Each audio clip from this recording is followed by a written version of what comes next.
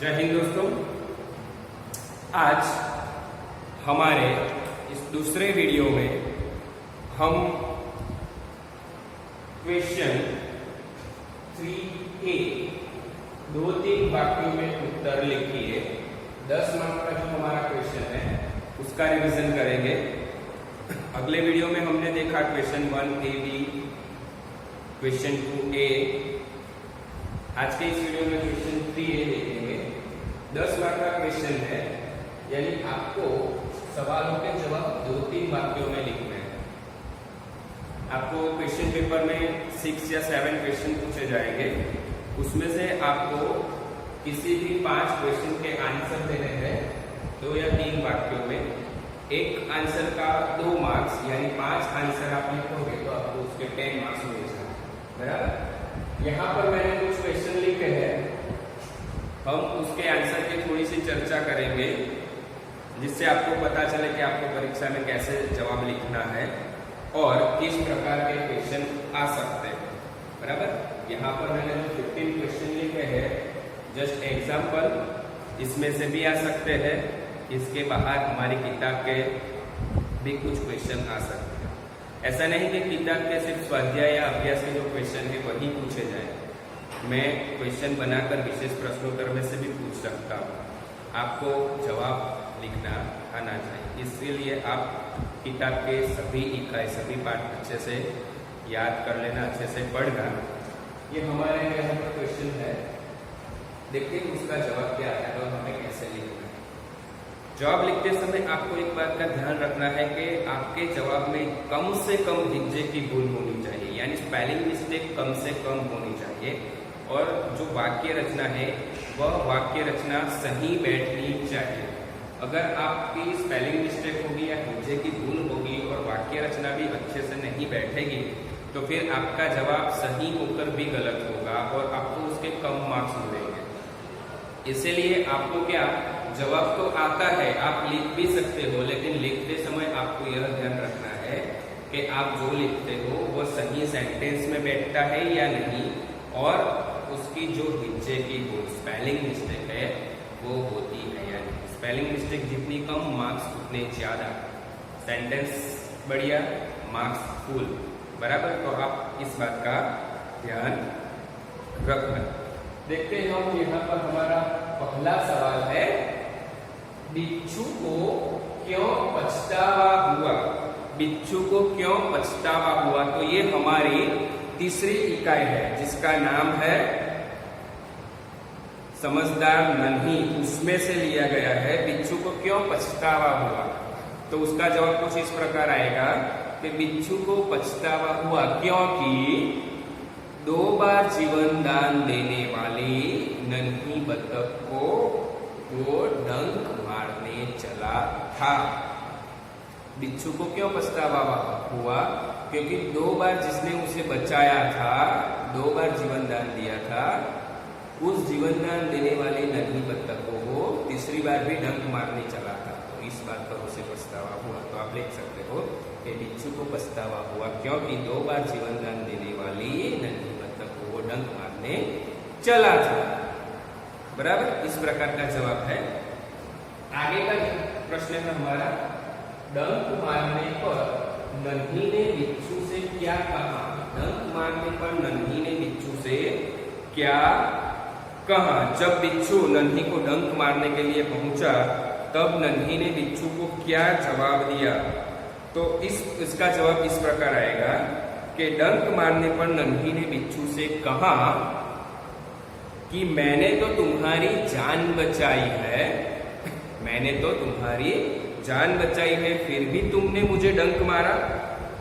तुम यह गंदी आदत छोड़ दो, यदि तुम इसे नहीं छोड़ोगे तो तुम्हें मुसीबत में कोई मदद नहीं करेगा।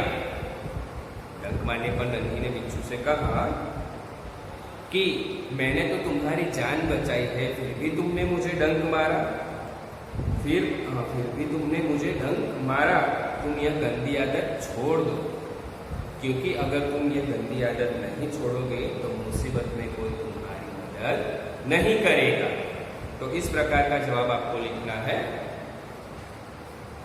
तीसरा सवाल है, हिरनी के समीप जाकर शिकारी ने क्या देखा?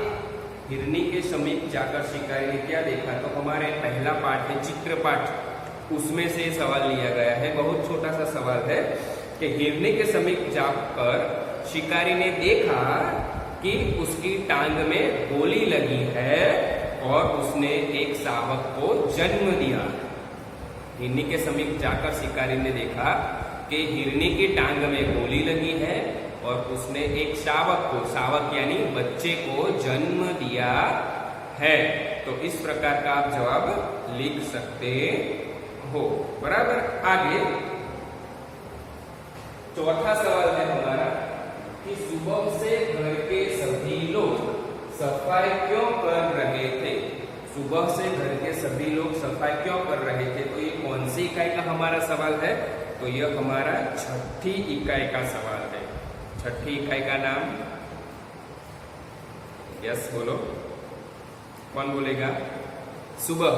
छठी इकाई का नाम है सुबह, रेशमा वाले पाठ में से लिया गया है।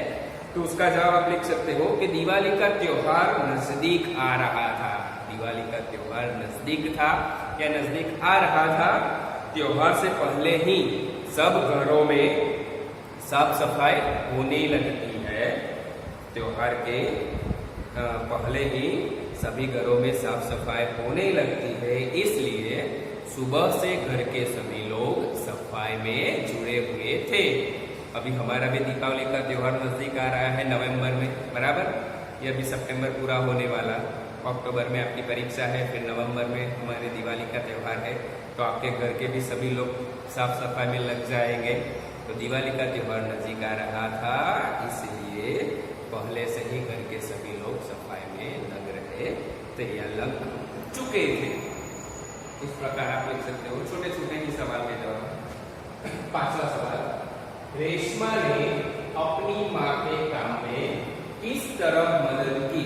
रेशमा ने अपनी माँ के काम में किस तरह मदद की?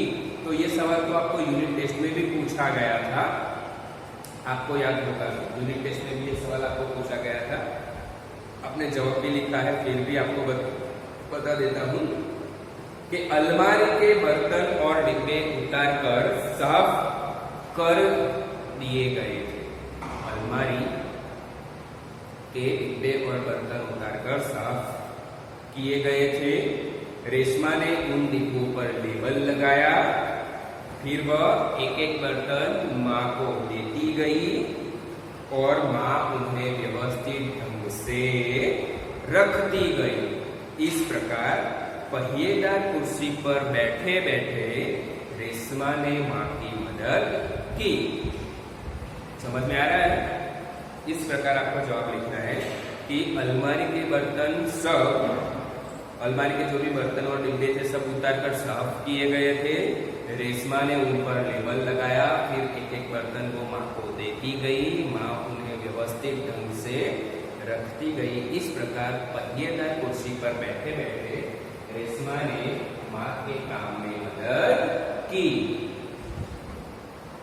छठा सवाल, दीपावली के त्योहार के बारे में दादा दादी ने रेशमा और गोलू को क्या बताया?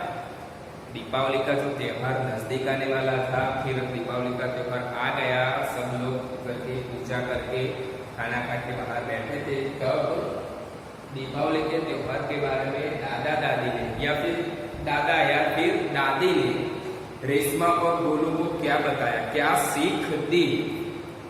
तो इसका जवाब आएगा इस प्रकार कि दीपावली के त्योहार के बारे में दादी ने रेशमा और गोलू को बताया कि इसी दिन श्री राम रावण को पराजित कर अयोध्या अपने घर लौटे थे। दीपावली के त्योहार के बारे में दादी ने रेशमा और गोलू को बताया कि इसी दिन यानी दिवाली के दिन भगवान श्री राम रावण को पराजित कर या हरा कर अयोध्या अपने घर लौटे थे। दीपावली का त्योहार सूचित करता है कि बुराई पर अच्छाई और असत्य पर सत्य की सदा जीत होती है। यह अंधकार पर उजाले की जीत का त्योहार है और इसी दिन भगवान राम को अपने घर वापस लौटे देखकर अयोध्या वासियों ने पूरे नगर में दिए जलाए और खुशियां मनाई। इस प्रकार आप उसका जवाब लिख सकते हो। तभी से हम सब दिवाली मनाते हैं। भगवान राम और रावण का युद्ध हुआ, राम ने रावण को पराजित किया, फिर सीता माता को और अपने भाई लक्ष्मण के साथ वह पुष्पक विमान में बैठकर अयोध्या लौटे। तब अयोध्या वासियों ने उनके वापस आने पर 14 साल का जो वनवास उन्होंने भोगा था, उनके वापस आने पर पूरे अयोध्या नगर में दिए जलाए, रोशनी की और आनंद खुशियां मनाई। तब से दिवाली का त्योहार हम सब मनाते आए हैं। दिवाली का त्योहार असत्य पर सत्य की विजय का त्योहार है। आगे का सवाल, रेशमा ने गोलू को धक्का क्यों मारा? रेशमा ने गोलू को धक्का मारा, धड़ाम से रेशमा भी गिर गई और गोलू भी गिर गया। तो रेशमा ने गोलू को क्यों धक्का मारा? क्या ऐसी बात हो गई थी कि रेशमा को धक्का मारना पड़ा? तो आप जवाब इस प्रकार लिख सकते हो कि गोलू ने एक पटाखे को बुझा हुआ समझकर छोड़ दिया था। गोलू ने एक पटाखे को बुझा हुआ समझकर छोड़ दिया था। कुछ देर बाद उसमें से चिंगारियां निकलने लगी। गोलू की पीठ पटाखे की तरफ थी। रेशमा ने गोलू की पीठ पटाखे की तरफ थी। रेशमा ने यह देखा और चिल्लाकर गोलू को हट जाने के लिए कहा। रेशमा ने देखा तब वो बहुत जोर से चिल्लाई और कहा कि गोलू हटो, बचो, हट जाने के लिए कहा। पर इतना शोरगुल के कारण रेशमा की आवाज गोलू को सुनाई नहीं दी। रेशमा जल्दी जल्दी अपनी पहिएदार कुर्सी को धकेलती हुई गोलू के पास पहुंची और उसे जोर से धक्का मारकर खुद आगे निकल गई। उसी समय पटाखा जोर से फटा। इस प्रकार गोलू को पटाखे से बचाने के लिए रेशमा ने गोलू को धक्का दिया। बराबर, आप इस प्रकार उसका जवाब लिख सकते हो। आगे, पर्वत अपने बारे में क्या कहते हैं? पर्वत अपने बारे में क्या कहते हैं? कौन सा हमारा पाठ है या कौन सी इकाई है? यस, जो तो जानिए, पहेलिया है। तो पर्वत क्या कहते हैं अपने बारे में? बताओ। यस यस, बोलो बोलो। पर्वत अपने बारे में कहते हैं कि हम पत्थरों के बने हुए हैं, यानी हम पत्थरों के जंगल जैसे हैं। तन के साथ हमारा मन भी ऊंचा है। तन यानी शरीर, पत्थरों का शरीर ऊंचा होता है। हम देखते हैं कि पहाड़ बहुत बड़े बड़े ऊंचे ऊंचे होते हैं, पहाड़ पत्थरों के बड़े हैं, और उनका मन यानी उनका हृदय भी उनके शरीर के जैसा ऊंचा है। हमसे ही नदियां और झरनों का जन्म हुआ है। पर्वत में से ही नदियां निकली है और झरने भी पर्वत में से ही निकले हैं। हम इस भूतल के रखवाले हैं। हम इस भूतल यानी जमीन, भूतल यानी जमीन, भूतल के रखवाले हैं।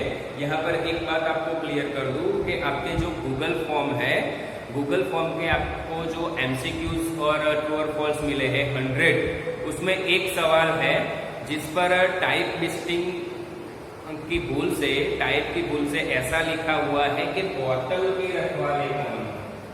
ऐसा आपको प्रश्न होगा, शायद क्वेश्चन नंबर 44 या कुछ है। बोतल के रखवाले कौन है? तो बोतल की जगह आपको भूल को सुधार कर भूतल कर देना, क्योंकि हकीकत में शब्द भूतल ही है, लेकिन टाइप मिस्टेक में भू की जगह बॉ लिखा हुआ है। काफी सारे बच्चों ने मुझे फोन भी किया था। जिसने फोन किया था मैंने उसको समझाया भी है कि ये टाइप मिस्टेक है, भू की जगह बोतल है। लेकिन आज सबके सामने क्लियर कर देता हूँ कि बोतल नहीं, भूतल। क्वेश्चन नंबर 44 या कुछ ऐसा ही नंबर है, तो आप उसको भूतल कर देना, बोतल मिटाकर पेन से सुधार देना। भूतल के रखवाले कौन है, ऐसा प्रश्न है तो भूतल के रखवाले पर्वत है, बराबर। उसका जवाब भी पर्वत आता है। तो हमारा यहाँ पर जो मिस्टेक है वो सुधार गई है। आगे 9वां सवाल, नदियां अपने बारे में क्या कहती है। नदियां अपने बारे में क्या कहती है? तो नदियां कहती है कि हम अपना पानी स्वयं या खुद नहीं पीती। हम अपना पानी स्वयं नहीं पीती, पानी से भरी होकर भी हम प्यासी रहती है। हम सारी दुनिया को पानी देती है, हमारे पानी से ही खेत सींचे जाते हैं। नाविक हमारे पानी में ही नाव चलाते हैं। हम मनमाने ढंग से बहती है, मनमाने ढंग से यानी वह अपने आप अपने तरीके से जीती है, अपने तरीके से बहती है, उसे कोई रोक नहीं सकता बहने से। वह जैसा चाहे वैसा यहाँ वहां बह सकती है। तो आप इस प्रकार उसका जवाब लिखना। क्या लिखना है कि नदियां कहती है कि हम अपना पानी स्वयं नहीं पीती। स्वयं की जगह आप खुद शब्द भी इस्तेमाल कर सकते हो, खुद नहीं पीती। पानी से भरी होकर भी हम प्यासी हैं। हम सारी दुनिया को पानी देते हैं, पानी से ही खेत सींचे जाते हैं, हमारे पानी से ही खेत सींचे जाते हैं। नाविक हमारे पानी में ही नाव चलाते हैं। हम मनमाने ढंग से बहती है, मनमाने यानी अपने तरीके से बहती है, हमारा जैसा जी चाहे वैसा हम। हो गया हमारा 9वां सवाल। आगे, राजा भोज ने भ्रमण करते हुए क्या देखा। राजा भोज ने भ्रमण करते हुए क्या देखा? तो हमारी 8वीं इकाई है राजा का हिस्सा। उस इकाई का ये सवाल का जवाब है कि राजा भोज ने अपने नगर में भ्रमण करते हुए क्या देखा। तो आप इस प्रकार लिख सकते हो कि राजा भोज भ्रमण करते हुए गांव से बहुत दूर अपने राज्य से बहुत दूर निकल गए। भ्रमण करते हुए वह एक गांव के निकट पहुंचे। वहां उन्होंने देखा कि एक किसान अपने हल में बैल की जगह अपनी पत्नी को जोता हुआ है और हल खींच रहा है, मगर उसके हल में एक ही बैल था और दूसरे बैल की जगह उसकी पत्नी थी और पत्नी हल खींच रही थी। तो आप इस प्रकार लिखिएगा उसका जवाब कि राजा भोज भ्रमण करते हुए अपने राज्य से बहुत दूर एक गांव के निकट पहुंच गए। वहां उन्होंने देखा कि एक खेत में एक किसान हल चला रहा है, मगर उसके हल में एक ही बैल है।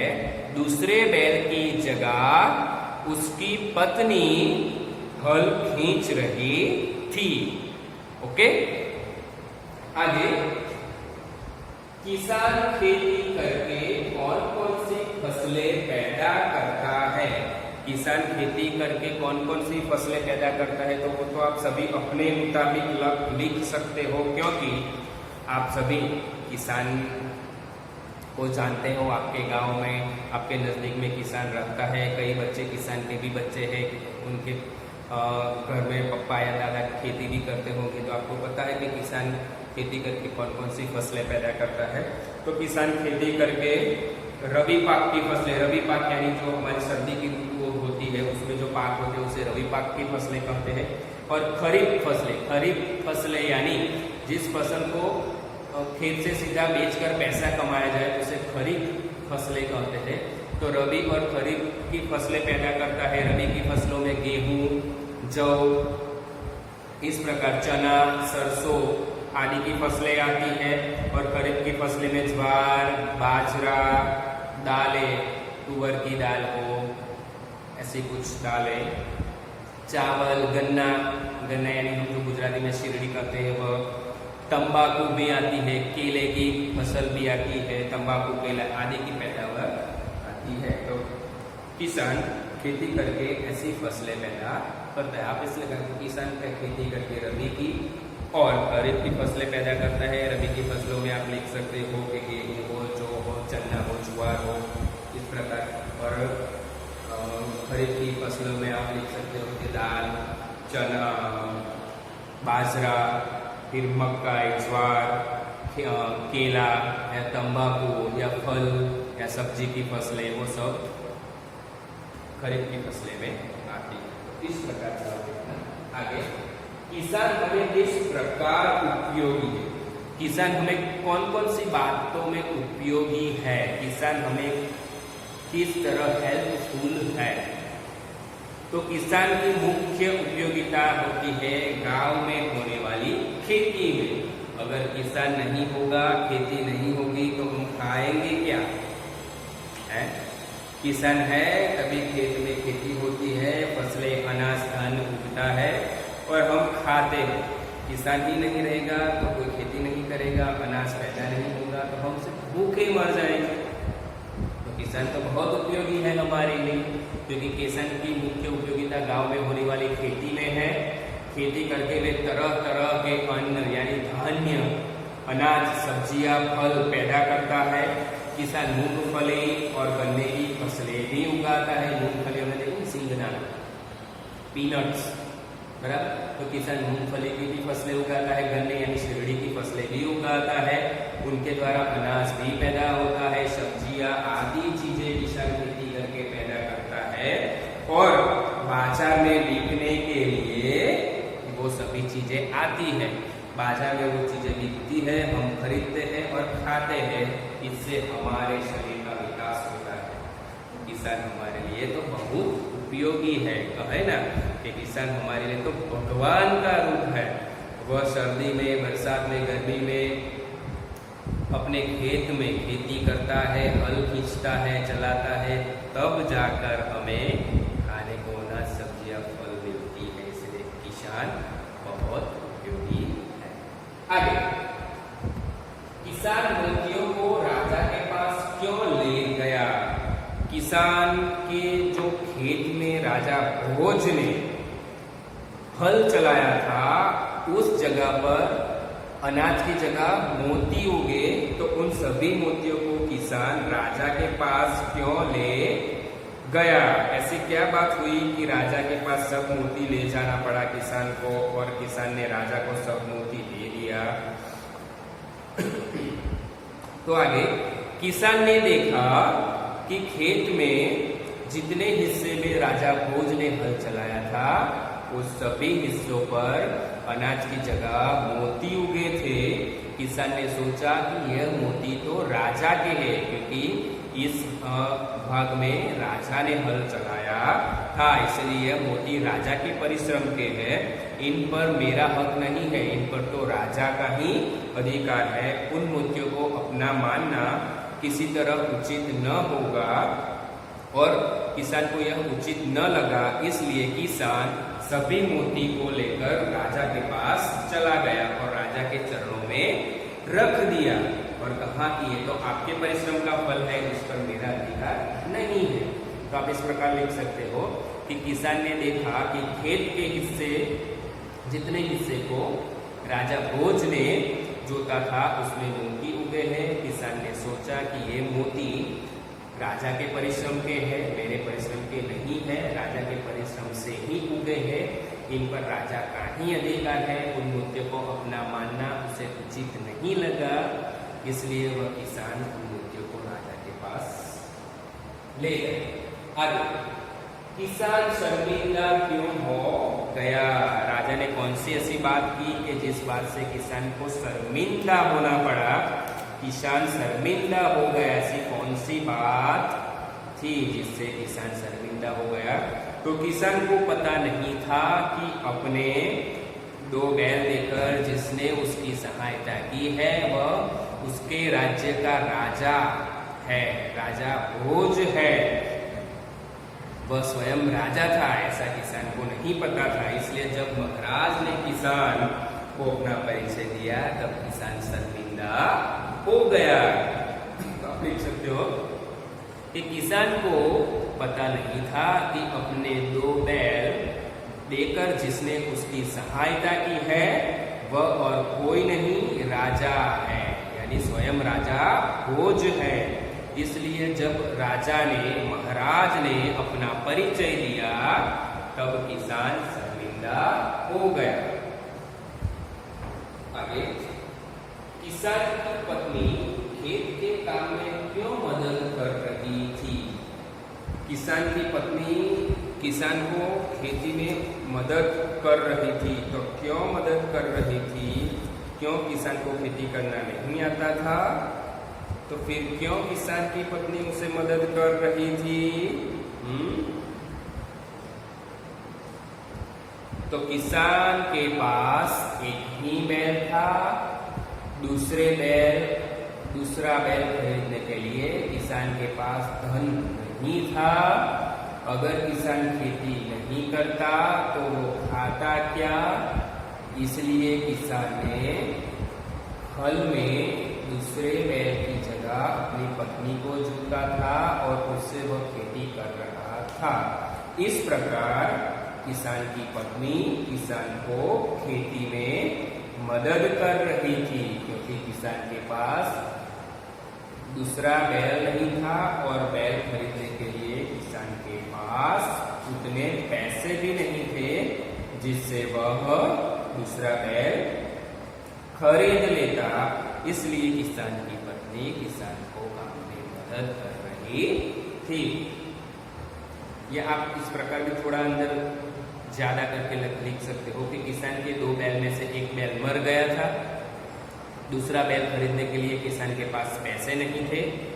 खेत की जुताई करना जरूरी था, क्योंकि अगर खेत नहीं जुता तो बुआई यानी अनाज नहीं पैदा होगा, और बुआई नहीं हुई, अनाज पैदा नहीं हुआ तो किसान को अन्न नहीं मिलेगा।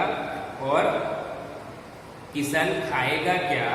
किसान की इसी मजबूरी के कारण उसकी पत्नी बैल की जगह हल में जुट गई और हल खींचकर किसान की मदद करने लगी। तो इस प्रकार हमारा प्रश्न 3A यानी क्वेश्चन 3A 2-3 वाक्यों में उत्तर लिख के यहाँ पर पूरा हुआ। हमने 15 क्वेश्चन का रिवीजन किया है। इसमें से आपको परीक्षा में पूछे जाएंगे, और दूसरा आपकी जो किताब है उसमें से क्वेश्चन बनाकर भी मैं पूछूंगा। स्वाध्याय अभ्यास के भी आ सकते हैं, इसलिए आप सभी पाठों का अच्छे से अध्ययन करिए, अच्छे से घर में पढ़िए। क्वेश्चन 3 पूरा होता है। आगे हम देखते हैं क्वेश्चन 3B। क्वेश्चन 3B प्रश्न 3A के बाद प्रश्न 3B रूपरेखा के आधार पर कहानी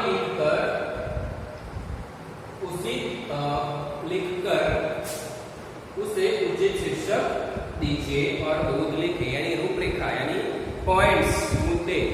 तो आपको यहाँ पर कुछ पॉइंट्स दिए गए होंगे पेपर में। उस पॉइंट्स के आधार पर आपको एक कहानी लिखनी है। कहानी ज्यादा से ज्यादा 3 या 4 पैराग्राफ की होनी चाहिए, बहुत लंबी भी नहीं और बहुत छोटी भी नहीं। आप आधे पेज की कहानी लिखोगे तो वो नहीं चलेगा, क्योंकि आधा पेज तो हमारा पॉइंट में ही आ जाता है। तो एटलीस्ट कहानी 1 पेज की या 1.5 या 2 पेज की कहानी अच्छे से लिखना। कहानी लिखते समय सबसे पहले उसका शीर्षक यानी उसका नाम लिखना, फिर कहानी 3 या 4 पैराग्राफ में, फिर लास्ट में उसकी सीख 1 या 2 सेंटेंस में, बराबर। जैसे सीख आपको कहानी से मिलती है वह सीख लिखना। तो इस प्रकार आपको कहानी लिखनी है। 5 मार्क्स से कहानी लिखेंगे, उसमें शीर्षक का 1 मार्क्स, आप जो कहानी लिखोगे 3 पैराग्राफ है उसके 3 मार्क, और सीख लिखोगे उसका 1 मार्क। इस प्रकार कहानी के टोटल आपको 5 मार्क्स मिलेंगे।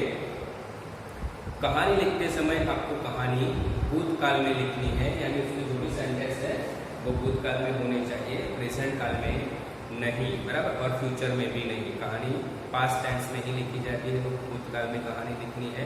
आपको पॉइंट्स दिए गए हैं, पॉइंट्स के आधार पर ही कहानी लिखनी है। इससे आपको ज़्यादा कुछ काम करने की जरूरत नहीं है। हाँ, कहानी के पॉइंट्स के आधार पर ही आपको उसका शीर्षक देना है, जो शीर्षक कहानी से मैच होना चाहिए, और सीख भी कहानी में से ही मिलती होनी चाहिए।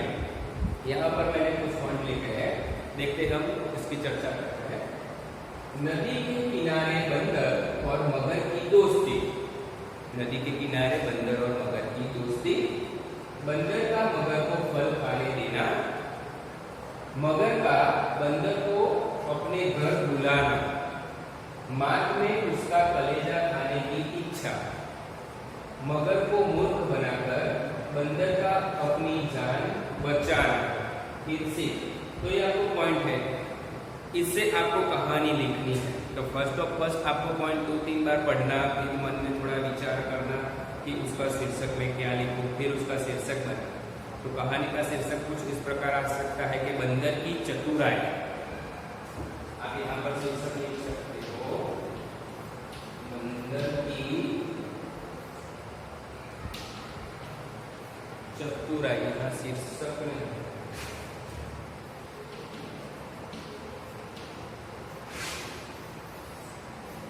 बंदर की चतुराई। तो ये हो गया कहानी का शीर्षक। अगर आपको ये नहीं याद आया, दूसरा लिख लो, बंदर और मगर, ये भी चलेगा। बंदर और मगर या मगर और बंदर, बंदर की चतुराई, बंदर की युक्ति, ये 3-4 शीर्षक इससे मैच होते हैं। तो आप इसमें से कोई भी लिख सकते हो। बंदर की युक्ति, बंदर की चतुराई, बंदर और मगर, मगर और बंदर। फिर कहानी लिखना शुरू करना। कहानी लिखते समय पैराग्राफ निकालकर लिखना है, यानी कि आपका पैराग्राफ से कहानी लिखनी है कि एक बंदर था, वह नदी के किनारे एक पेड़ के ऊपर रहता था। एक बंदर था, वह नदी के किनारे पेड़ के ऊपर रहता था या पेड़ पर रहता था। पेड़ पर मीठे मीठे फल थे। आप फल की जगह ऐसा भी लिख सकते हो कि पेड़ पर मीठे मीठे आम के फल लगे हुए थे। आम के फल लगे हुए थे। बंदर वह फल खाता और खुश रहता था। ये हो गया पहला पैराग्राफ। दूसरे पैराग्राफ पर, एक दिन एक मगर नदी के किनारे आया। बंदर ने उसे फल खाने के लिए, फल की जगह आम शब्द भी इस्तेमाल कर सकते हो कि बंदर ने उसे आम खाने के लिए दिए। मगर और बंदर में दोस्ती हो गई। मगर ने एक दिन कहा कि मैं रोज तुमसे मिलता हूँ और रोज तुम्हारे दिए हुए मीठे मीठे आम खाता हूँ। अब तुम भी तो मेरे घर चलो, वहां मैं तुम्हें बढ़िया से बढ़िया चीजों की जगह आप पकवान शब्द लिख सकते हो कि मैं तुम्हें बढ़िया से बढ़िया पकवान खिलाऊंगा। बंदर मगर की बातों में आ गया और वह मगर की पीठ पर बैठ गया मगर के घर जाने के लिए। तो ये दूसरा पैराग्राफ हुआ। तीसरे पैराग्राफ में आप लिखोगे कि नदी के बीचों बीच पहुंचकर मगर बोला, मैं तो तुम्हारा कलेजा खाना चाहता हूं। मैं तो तुम्हारा कलेजा खाना चाहता हूं। मगर की इस बात से बंदर घबराया। मगर उसने बुद्धि से या चतुराई से काम लिया। उसने कहा, अरे अपना कलेजा तो मैं पेड़ पर ही रख आया। तुम मुझे पहले कहते तो मैं अपने साथ लेकर आता। अब ऐसा करो, लौट कर किनारे चलो, मैं तुम्हें अपना कलेजा दे दूंगा। ये तीसरा पैराग्राफ हुआ। चौथा पैराग्राफ, मूर्ख मगर बंदर को लेकर जैसे ही नदी के किनारे पहुंचा, बंदर ने छलांग लगाकर पेड़ पर चढ़ गया और पेड़ पर जाकर बोला, मूर्ख मगर, कलेजा कहीं पेड़ पर रखा जाता है, वह तो हमारे शरीर में होता है। भगवान की कृपा से मैं तेरे जाल में फंसने से बच गया। इस तरह बंदर ने चतुराई से अपनी जान बचाई। तो ये हो गई हमारी कहानी। अब आपको लास्ट में क्या करना है, सीख लिखनी है। इस कहानी से क्या सीख मिलती है, तो आप इस प्रकार सीख लिख सकते हो कि हमें कोई भी काम चतुराई से करना चाहिए या हमें कोई भी काम युक्ति से करना चाहिए, चतुराई से करना चाहिए। या फिर मुश्किल में हमें घबराना नहीं चाहिए, पर चतुराई से उसका सामना करना चाहिए। इस प्रकार की आप सीख लिख सकते हो। तो ये हो गई हमारी पहली कहानी, बंदर की चतुराई। आगे यहाँ पर कुछ पॉइंट्स मैंने दूसरे भी लिखे हैं दूसरी कहानी के लिए। एक निर्दयी राजा गुलाम को दंड, गुलाम का जंगल में भाग जाकर सिंह से भेंट सिंह के पैर से कांटा निकालना, मित्रता, गुलाम की गिरफ्तारी, मौत की सजा, उसे भूखे सिंह के सामने छोड़ना। यहाँ पर सिंह की जगह आप शेर शब्द भी इस्तेमाल कर सकते हो, या आपको पेपर में शेर शब्द भी आ सकता है। सिंह का स्नेहपूर्ण व्यवहार, दोनों की रिहाई, सीख। तो ये पॉइंट है। अभी पॉइंट में से आपको कहानी बनानी है, तो आप पॉइंट 2 या 3 बार पढ़ोगे तो आपको थोड़ा थोड़ा शीर्षक याद आने लगेगा। कुछ याद नहीं आए तो लिख लो सिंह और गुलाम। ये हो गया उसका शीर्षक, कहानी का नाम सिंह और गुलाम। तो आपने कहानी का नाम लिख दिया सिंह और गुलाम। अब आपको 3 या 4 पैराग्राफ में कहानी लिखना शुरू करना है, पैराग्राफ लेकर। तो आप यहाँ पर किसी देश का नाम लिख सकते हो कि रोम देश का एक राजा था, या ग्रीस देश का एक राजा था, या अफ्रीका देश का एक राजा था। वह राजा बहुत निर्दयी था। उसके यहाँ अनेक गुलाम थे, अनेक लोगों को उसने अपना गुलाम बनाकर रखा था। वह उनसे सख्त मजदूरी करवाता था। ये हो गया पहला पैराग्राफ। दूसरे पैराग्राफ में लिखो कि एक बार एक गुलाम ने चोरी से एक फल खा लिया। गुलाम अभी लड़का ही था, फिर भी राजा ने उसे कठोर दंड देने का निश्चय किया। दंड के भय से वह गुलाम जंगल में भाग गया। वहां एक झाड़ी में वह छिपकर बैठ गया। यहाँ पर दूसरा पैराग्राफ पूरा। तीसरा, झाड़ी में बैठे गुलाम लड़के ने एक शेर सिंह के कराहने की आवाज सुनी। वह लड़का झाड़ी से निकलकर वह शेर के पास गया। उसे लगा कि शेर के पैर में कुछ तकलीफ है। उसने शेर के पैर से कांटा निकाला। यहाँ पर एक वाक्य उसके ऊपर थोड़ा चढ़ा देना या उमेर देना कि उसे लगा कि शेर के पैर में कुछ तकलीफ है। उसने शेर के पैर का दाया या बाया पंजा उठाकर देखा, उसमें एक बड़ा कांटा घुस गया था। लड़के ने धीरे से वह कांटा निकाला। सिंह पीड़ा से मुक्त हो गया। सिंह की पीड़ा दूर हो गई। उसके बाद दोनों में मित्रता हो गई। सिंह और वो गुलाम लड़के दोनों में मित्रता हो गई। आगे, गुलाम लड़के को पकड़ने के लिए राजा के सिपाही आए और उस लड़के को सिपाहियों ने पकड़ लिया। उसे गिरफ्तार करके वे राजा के सामने ले गए। राजा ने उसे मृत्युदंड की सजा सुनाई और कहा कि इसे भूखे शेर के सामने छोड़ दो। जंगल से सिंह को पकड़कर लाया गया। उसे कई दिनों तक भूखा रखा गया। फिर एक दिन लड़के को उस भूखे शेर के पिंजरे में छोड़ दिया गया। सिंह भूखा था। उसने लड़के को खाने के लिए झपटा, परंतु एकदम लड़के के पास जाकर वह सिंह रुक गया। वह उस लड़के के पैर चाटने लगा। वास्तव में यह वही सिंह था जिसके पैर से उस गुलाम लड़के ने कांटा निकाला था।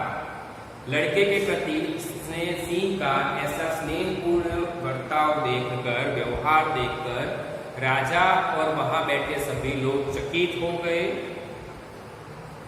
राजा ने सेनापति से कहा कि जब जंगल का राजा इस लड़के के प्रति दयालु है तो मुझे भी इस पर दया करनी चाहिए।